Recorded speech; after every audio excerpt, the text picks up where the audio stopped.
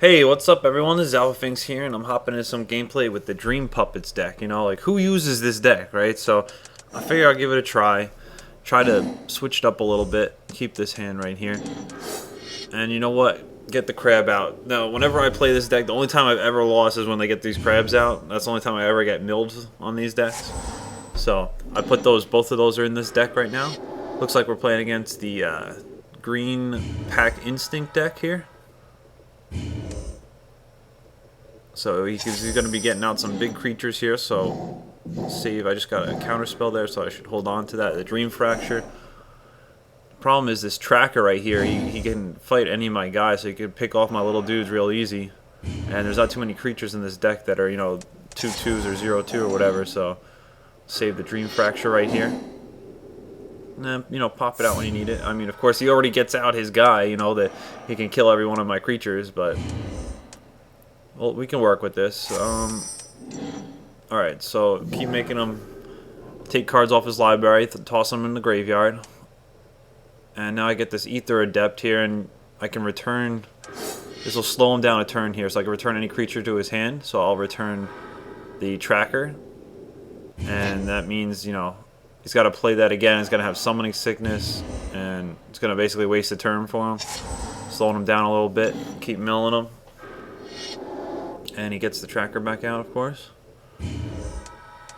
And see if he attacks here. If he's going to risk his guy. Nope. So he just wants to use the Tracker to just pick off my guys. Throw down more land. I got another counter spell here. So let's get out the Muse here. So this is going to mean each player removes cards from the top of his or her library equal to the amount of cards they have in their hand. So he's going to be discarding or removing 5 cards every turn here. I'll be removing around 3. So get those cards out of there. Right there we go. Milling them down very slowly. Now he can use his Tracker here to start picking off my dudes, and I got a Counterspell and a Sands of Delirium. So Sands of Delirium is the only artifact I actually tossed into this deck because you can actually win the game with that one.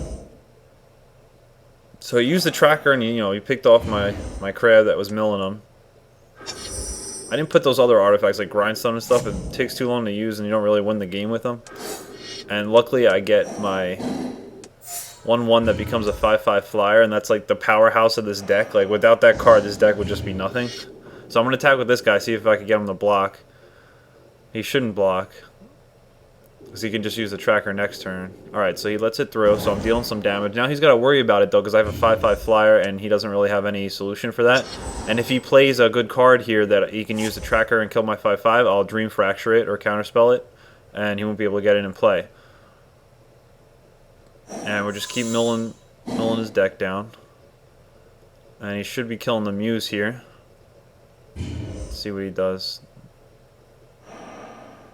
Oh, he wants to wait for my turn, so I have to discard some cards, which I wouldn't really advise that, because if I get like a body double, he's not going to mill me, but if I get a body double, I can take a nice card out of my graveyard, so I wouldn't advise on that one. But now he takes out the Muse, and he kills his own dude. And I have 2 counter spells in my hand right now, and I can deal 7 damage here, so I should be able to hold him off for a few turns here, and make him just gets rid of another 7 cards off the top of his deck. So I'm dealing some damage here, and then as a backup, he's gonna run out of cards. So hopefully I can get in there with enough damage. Oh man, pay attention! I had to counterspell that. That was not. Do not want that getting in play. Oh, see, that was his last solution right there. But Dungrove Elder, I would have had no way to get rid of that once he got in play because that's hexproof. So now he's got just the Tracker left. And I can mill him. So I'm not playing the Sands because I want to save my counterspell. Right now he's kind of dunzoed, so at 11 life I'm just going to keep attacking and then counter whatever he does next turn. And I should be able to get in there for the win. And without this Jace's Phantasm guy, that's the 1/1 that turns into a 5/5 flyer if they have 10 or more cards in their graveyard. Without that, I mean, this deck doesn't have much punch. You need that card. I mean, I need to draw that pretty much every game to be able to get a good win in. Oh, hold on. Let me counter this thing. And that's really the heart of the deck right there. You always run 4 of those in this deck.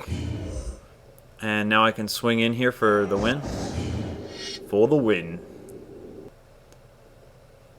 and it takes the 7 damage. So a lot of times I'll win with this deck out of brute force, but the brute force kind of works because you're milling them, and you can get your 1/1 into a 5/5 flyer. So that does help, and also you could bring in the body double or the clones that help out.